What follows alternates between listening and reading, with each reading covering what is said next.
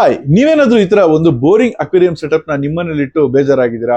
Hobby ಮೇಲೆ interest ಕಡಿಮೆ ಆಗ್ತಿದ್ಯಾ? ಆಗಿದ್ರೆ ಯಾವ ತರ ಟ್ಯಾಂಕ್ ನ ಸೆಟಪ್ ಮಾಡಬಹುದು ಅನ್ನೋದನ್ನ ಮೊದಲು ತಿಳ್ಕೊಳ್ಳೋಣ. ಮೊದಲನೇದು ಬೇರ್ ಬಾಟಮ್ ಟ್ಯಾಂಕ್. ಬೇರ್ ಬಾಟಮ್ ಟ್ಯಾಂಕ್ ಅಂದ್ರೆ ಇಲ್ಲಿ ಬಾಟಮ್ ಅಲ್ಲಿ ನಾವ್ ಸಬ್ಸ್ಟ್ರೇಟ್ ಆಗ್ಲಿ ಅಥವಾ ಡೆಕೋರೇಟಿವ್ ಐಟಮ್ ಏನು ಇಡೋದಿಲ್ಲ. ಈ ಒಂದು ಟ್ಯಾಂಕ್ ಗಳು ಜಸ್ಟ್ ಏನು ಫಿಶ್ ಸ್ಪೆಸಿಫಿಕ್ ಆಗಿರುತ್ತೆ. ಅಂದ್ರೆ ಇದರಲ್ಲಿ ಬರೀ ಗೋಲ್ಡ್ ಫಿಶ್ ಬಿಟ್ಟಿರ್ತಾರೆ, ಇಲ್ಲ ಅಂತಂದ್ರೆ ಬರೀ ಫ್ಲವರಾನ್ ಫಿಶಸ್ ಬಿಟ್ಟಿರ್ತಾರೆ. ಈ ತರ ಒಂದು ಫಿಶ್ ನ ಬಿಡೋದಕ್ಕೆ ಬೇರ್ ಬಾಟಮ್ ಟ್ಯಾಂಕ್ ಅಂತ ಹೇಳ್ತೀವಿ.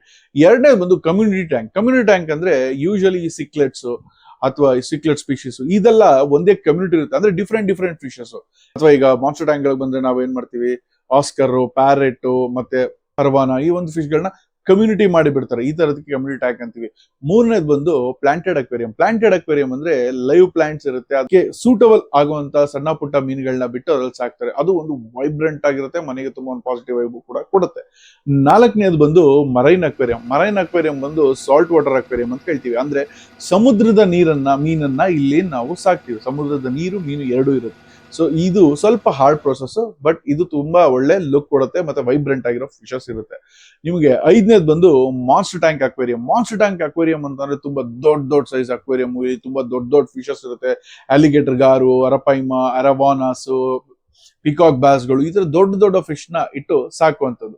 ಸೊ ಈ ಎಲ್ಲಾ ಟೈಪ್ ಆಫ್ ಅಕ್ವೇರಿಯಂಗಳಲ್ಲಿ ನಿಮಗೆ ಯಾವ್ದು ಇಷ್ಟ ಆಯ್ತು ಅಂತ ಕಮೆಂಟ್ ಮಾಡಿ ತಿಳಿಸಿ.